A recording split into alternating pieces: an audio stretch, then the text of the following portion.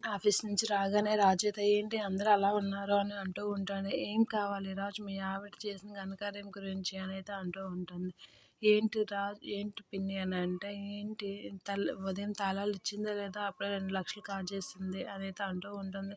"ఏం మాట్లాడుతున్నారు పిన్ని, తనకు అవసరమై తీసుకుందేమోనంటే", "అవసరమై తీసుకుందే, దొంగతనం ఎవరికి చెప్పకుండా తీసుకుందో ఎవరికి తెలుసు రాజు" అని అయితే అంటూ ఉంటుంది. ఆ మాటలకి సుభాష్ అయితే, "ఏంటి ధనలక్ష్మి, తనకు అవసరమై ఉండి తీసుకుందేమో, అయినా కావ్య లేకుండా మీరు ఎలా మాట్లాడతారు? కావ్య వచ్చి అసలేం జరిగిందో చెప్తుంది కదా" అని అంటే, ఇంకేం చెప్పాలి బావగారు, తీసుకొని ఇంకా ఇప్పటి వరకు రాలేదంటే అవి ఆళ్ళ పుట్టింటికి చేరవేయడానికే కదా అనైతే అంటూ ఉంటుంది ధనలక్ష్మి. ఆ మాటలకి అసలు కావ్య ఏది రాజు అనైతే అంటూ ఉంటాడు. వాళ్ళ అమ్మ వాళ్ళ ఇంటికి వెళ్ళిందనైతే అంటూ ఉంటాడు.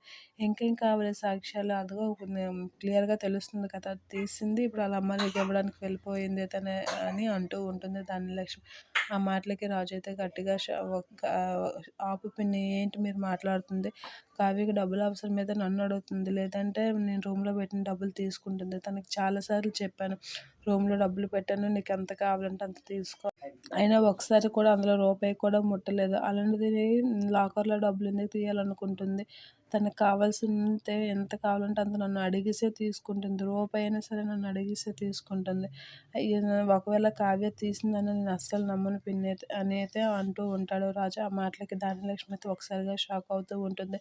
దాన్ని అలాగా గుడ్డిగా నమ్మబట్టే కదా మనకిలాగా డోకా పెడుతూ ఉంటుంది అని అయితే ధనలక్ష్మి అంటూ ఉంటుంది. ఆ మాటలకి గట్టిగా వార్నింగ్ ఇస్తూ ఉంటాడు. "ఏంటి పిన్ని, మీరు మాటలు రాను రాను మితిమీరుతున్నారు. మీరు నోరు అదుపులో పెట్టుకుంటే మంచిదని" అయితే అనామిక, రుద్ర అని ధనలక్ష్మి వాళ్ళందరికీ వార్నింగ్ ఇస్తూ ఉంటాడు.